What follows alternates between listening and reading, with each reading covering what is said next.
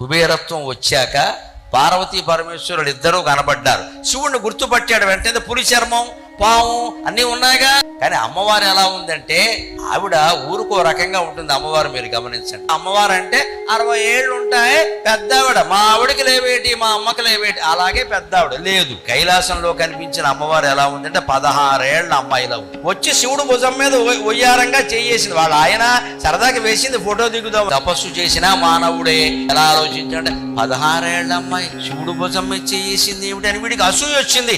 నేను ఇన్నేళ్ళు తపస్సు చేశాను, నేనే శివుణ్ణి ముట్టుకోలేదు, ఈవిడెవరో అమ్మాయి వచ్చి శివుణ్ణి ముట్టేసుకుంది.